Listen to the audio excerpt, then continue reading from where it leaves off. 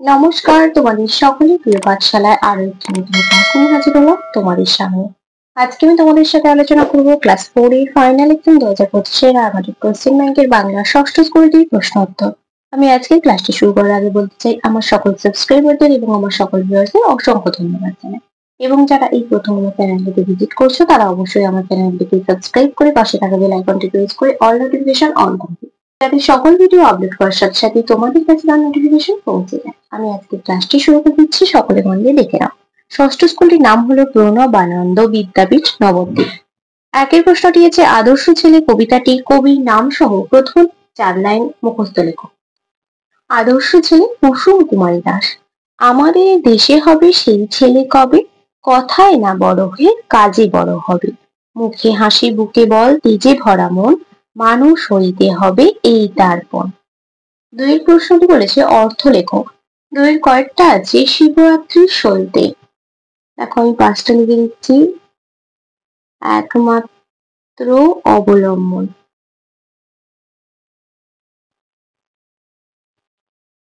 তারপরে ক্ষয় আছে অবসন্ন, মানে হলো ক্লান্ত বা দুর্বল।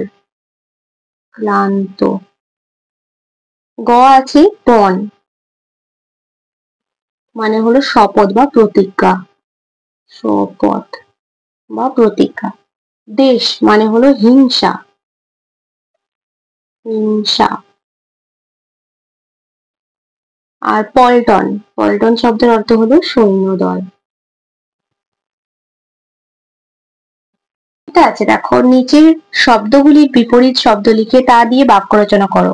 সাঁঝ, মন্দ, স্পষ্ট, ভিড় আর ভয়। সাঁঝ শব্দের বিপরীত শব্দ হলো ভোর, ভোরের বেলা পাখিরা ডাকে। মন্দ ভালো, রাম ছেলে হিসাবে খুব ভালো। স্পষ্ট অস্পষ্ট, কুয়াশায় চারিদিক অস্পষ্ট হয়ে গেল। ভিড় ফাঁকা, ভোরের দিকে রাস্তাটা একেবারে ফাঁকা ছিল। ভয় সাহস, মনে সাহস নিয়ে কাজটি করো। চারের প্রশ্নটি বলেছে শব্দ যুগলের অর্থ পার্থক্য দেখাও। দয় বয় দীর্ঘই পদ দ্বীপ আর দয় দীর্ঘই পদ দ্বীপ। বয়াকা দন্তন বান, বয়াকা মধ্যন বান। দয়ে বয়ে দীর্ঘই পদ দ্বীপ মানে হলো জলবেষ্টিত স্থলভূমি, আর দয়ে দীর্ঘই পদ দ্বীপ মানে হলো প্রদীপ। বয়াকা দন্তন বান মানে হলো বন্যা, বয়াকা মধ্যন বান মানে হলো তীর। পাঁচের প্রশ্নটি বলেছে সমার্থক শব্দ লেখো, কমপক্ষে 3টি করে। চোখ আর আকাশ। চোখের সমার্থক শব্দ নয়ন, চক্ষু, নেত্র, আঁখি। আকাশের সমার্থক শব্দ গগন, খ, নভ আর অম্বর। 6এর প্রশ্নটি আছে শূন্যস্থান পূরণ করো। কয়েকটা আছে যেখানে কুস্তিগীরেরা শরীর চর্চা করেন সেই জায়গাটিকে বলা হয় আখড়া। আখড়া। অখিল বন্ধু নিয়োগী শিশুদের কাছে ড্যাশ নামে পরিচিত, স্বপন বুড়ো নামে পরিচিত। এই প্রশ্নটি অনেকগুলি পৃষ্ঠাতে তোমার দিয়েছে, এখনো পর্যন্ত যতগুলি ক্লাস করালাম। স্থির করে পা দুটো ও মনটা, দাঁড়াতে পারো তো 12 ঘন্টা। পরবর্তী পৃষ্ঠায় কি কি প্রশ্ন দেওয়া আছে দেখে নাও। ঘরের প্রশ্নটি হচ্ছে কান্ডারি নাহিক কমলা, দুঃখ লাঞ্ছিত ভারতবর্ষে। ভারতবর্ষে।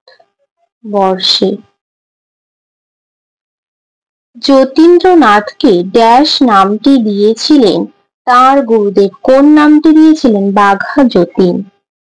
বাঘা যতীন। 7এর প্রশ্নটি বলেছে নিচের প্রশ্নগুলির উত্তর নিজের ভাষায় লেখো।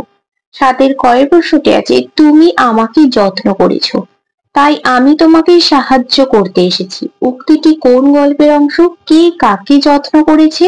বক্তা তাকে কিভাবে সাহায্য করলো? তুমি আমাকে যত্ন করেছো তাই আমি তোমাকে সাহায্য করতে এসেছি। উক্তিটি যতীনের জুতো গল্পের অংশ। যতীন ঘুড়িটিকে যত্ন করেছে। তারপরের প্রশ্ন 3টি প্রশ্ন দিয়েছিল, দেখো আলাদা আলাদা ভাবে লিখবে, এইভাবে বক্স করে লিখবে।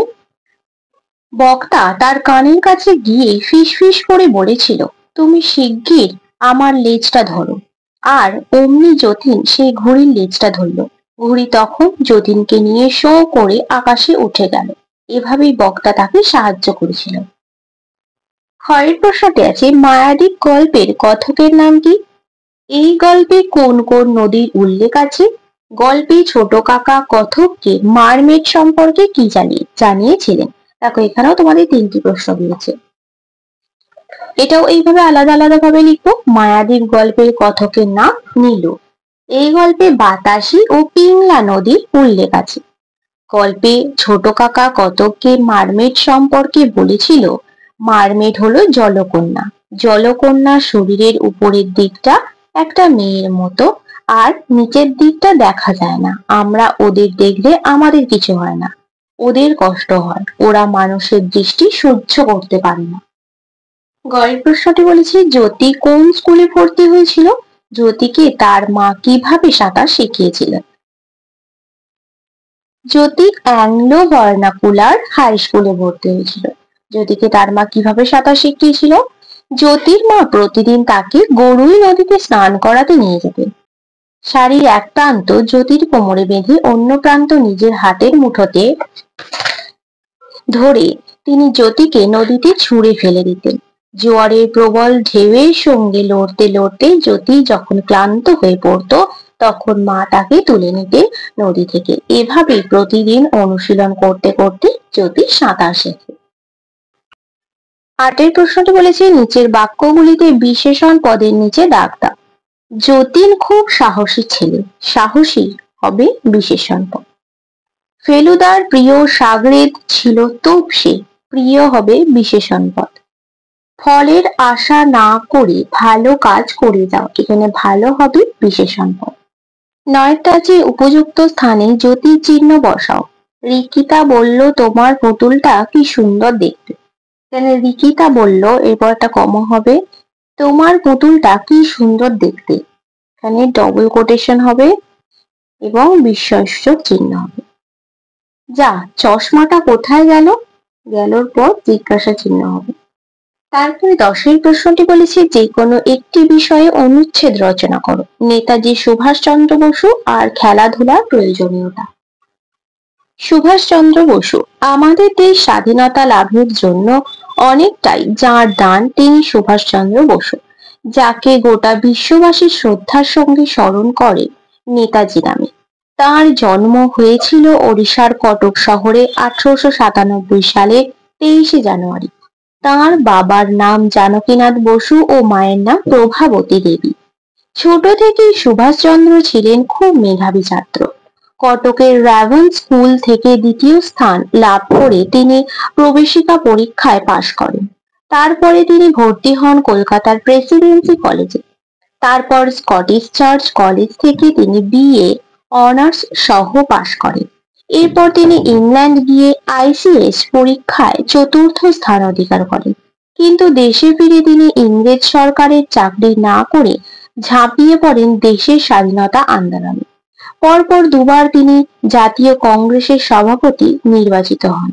কলকাতা কর্পোরেশনের মেয়রও তিনি হয়েছিলেন। জাতীয় কংগ্রেসের কিছু নেতার সঙ্গে তাঁর মতের মিল না হওয়ায় তিনি কংগ্রেস ত্যাগ করে ফরওয়ার্ড ব্লক নামে একটি নতুন দল তৈরি করেন। 1941 সালে দ্বিতীয় বিশ্বযুদ্ধের সময় ইংরেজ সরকার তাকে তার বাড়িতে নজরবন্দি করে রেখেছিল। তখন তিনি সকলের চোখে ধুলো দিয়ে ছদ্মবেশ ধারণ করে আফগানিস্তানের মধ্য দিয়ে জার্মান হয়ে জাপানে যান ও বিপ্লবী রাসবিহারী বসুর সঙ্গে যোগ দিয়ে গড়ে তোলেন আজাদ হিন্দ ফৌজ।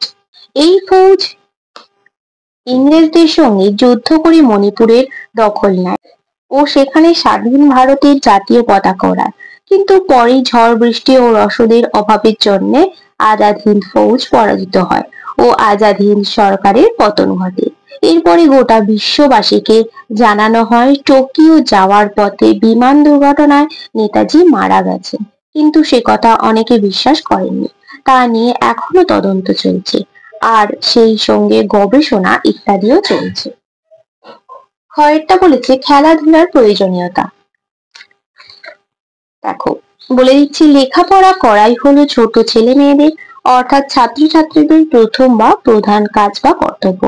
কিন্তু সারাক্ষণ পড়ার বই মুখের সামনে নিয়ে বসে থাকলে কারোরই পড়ায় মন বসে না, পড়তে ভালো লাগে না, শেষ পর্যন্ত পড়াই আর হয়ে ওঠে না। পড়ার ফাঁকে ফাঁকে তাই ছেলে মেয়েদের খেলাধুলা করা খুবই জরুরি। এতে পড়ায় মন বসে, পড়া ভালো হয়। তাছাড়াও খেলাধুলা না করলে শরীর দুর্বল হয়ে পড়ে, মন বিষণ্ণ হয়ে থাকে সবসময়, কোনো কাজেই উৎসাহ আসে না, রোগ ব্যাধি বাসা বাঁধে শরীরে ও মনে। আবার বিপরীত ভাবে খেলাধুলা করলে শরীরের পেশি সুস্থ থাকে, সবল হয়। হৃৎপিণ্ড, ফুসফুস, যকৃৎ ইত্যাদি দেহের যন্ত্রগুলি ও গ্রন্থি সমূহের উপকার হয়, শরীরে রক্ত চলাচল ভালো হয়, মন থেকে বিষণ্ণতা ও জড়তা দূর হয়, মন হয়ে ওঠে উৎফুল্ল ও উৎসাহে ভরপুর। তাছাড়াও খেলাধুলার মাধ্যমে ছেলেমেয়েরা খুব সহজে নিয়ম শৃঙ্খলা, সাহস, আনুগত্য, একতা ইত্যাদি শিক্ষা পায়। খেলাধুলার মাধ্যমে ছেলে মেয়েদের ব্যায়াম করা হয়ে যায়, কিন্তু এতটুকুও একঘেয়েমি আসে না তাদের মধ্যে, বরং নির্মল আনন্দে ভরে যায় তাদের মন। কিন্তু তাহলে খেলাধুলার এত গুণ আছে বলে সারাদিন শুধু খেলাধুলা নিয়ে পড়ে থাকাটা কখনোই উচিত নয়। পড়াশোনাকে অবহেলা করে খেলাধুলা করা ঠিক নয়। তাহলে আজকের ক্লাসটি এখানে শেষ করছি। যদি তোমাদের আজকের ক্লাসটি ভালো লেগে থাকে তাহলে অবশ্যই লাইক, কমেন্ট এবং শেয়ার করতে ভুলবে না।